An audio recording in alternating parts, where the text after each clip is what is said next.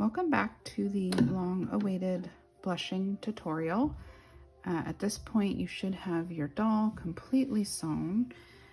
Hair should be attached, and the only thing that we have to do now before we start to make some clothes and stylize your doll is to blush them.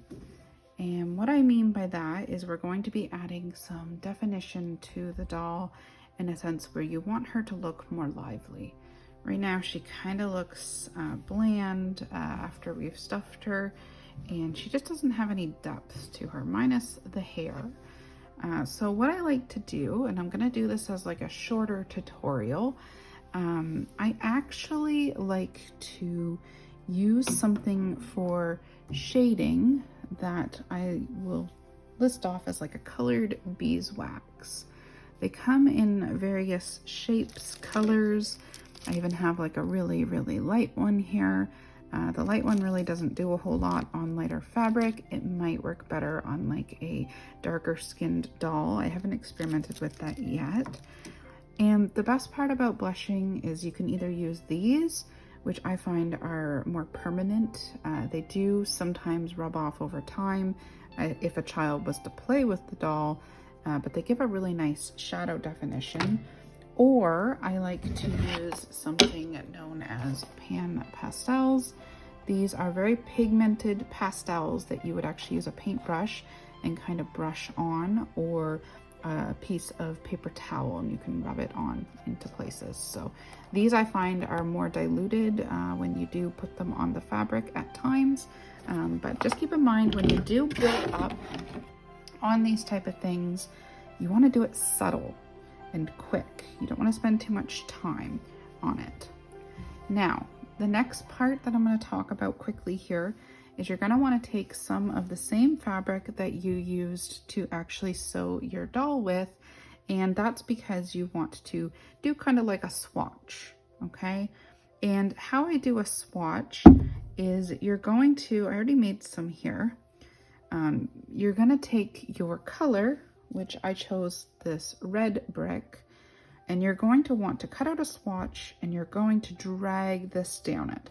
So you're actually going to color on the swatch, and then what you can do is you're going to wrap your finger in it, and you're going to rub it on the fabric, okay? And this is going to give you, and you're going to do it various depths, and this is going to give you different shadowing on here, okay?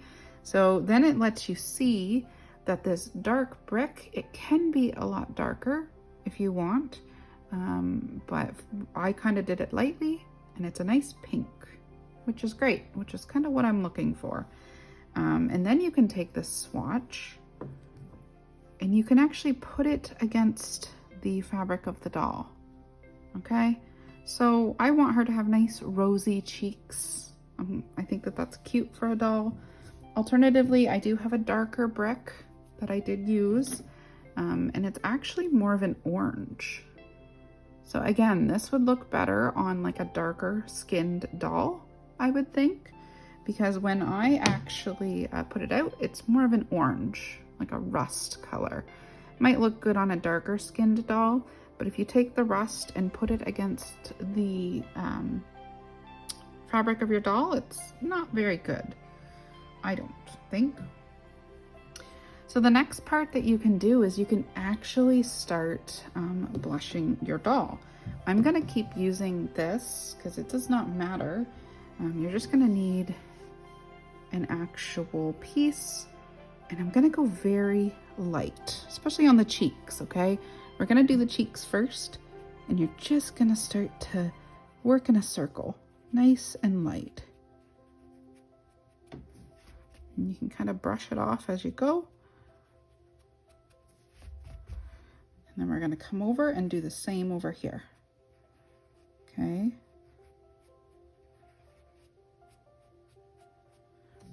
And you're just going to start to blush her cheeks.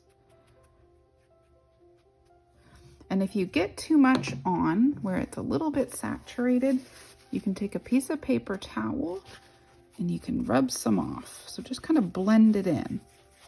This is what I like to do. I want something more subtle. And you can see it picks it up on the paper towel. And again, you're just gonna move your paper towel around so it can keep picking up some of that color, because I want it to be a bit more dilute. That looks better.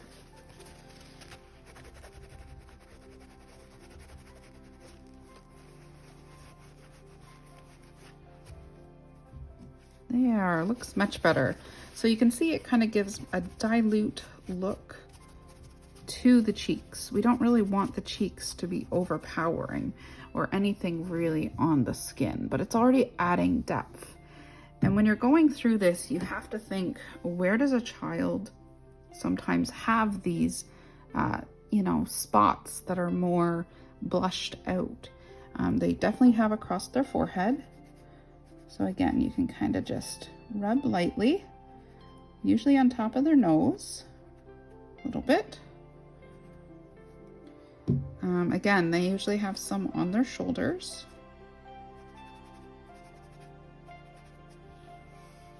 And of course, on tops of the hands.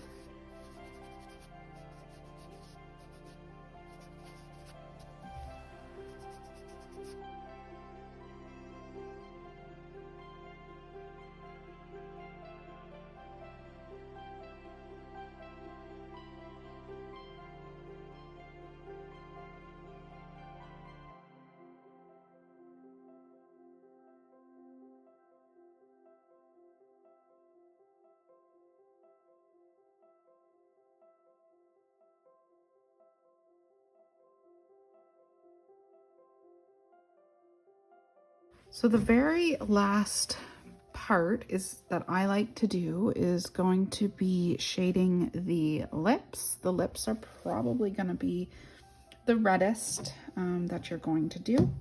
Just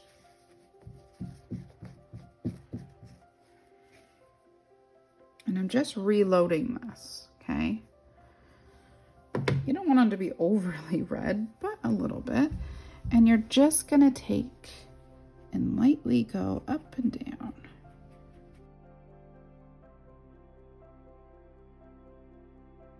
Kids have slightly darker lips, okay? And if you're worried that it's a little too dark, just keep rubbing it off. It won't come off completely, but it does come off some.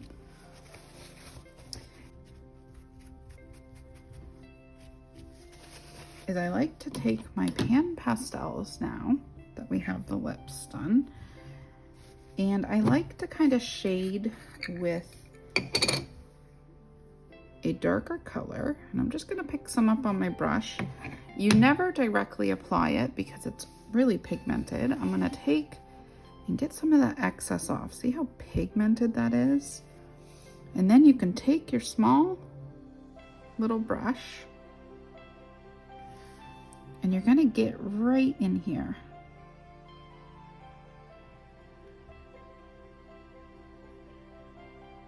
And just shade a little bit. Not a lot, just a little bit.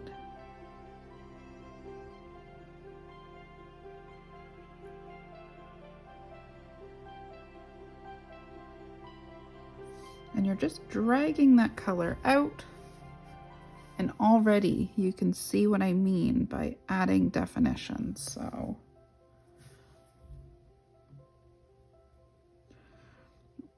and the cool thing about mixing these together, just dragging it out a little bit, you can really tell that it is bringing it together.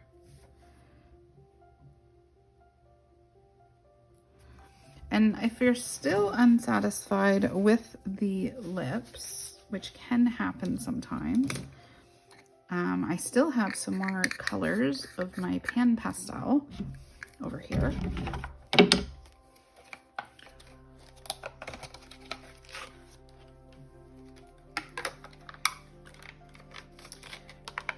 And I can take a skin colored one and mute the lips a bit more. This will also make them a bit more natural. because I chose one with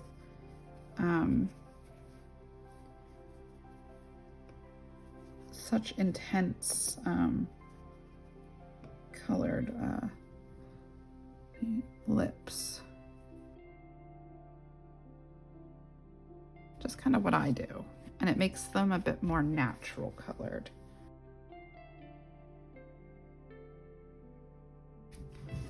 Look at that. And then you have a beautifully graded doll. Now sometimes I'll go down here to the knees as well. And I'm gonna shade in here. I'm just gonna use a more natural color. It's again, kind of like a rust color this time. Very little amounts though. And I'm just gonna drag that into these holes.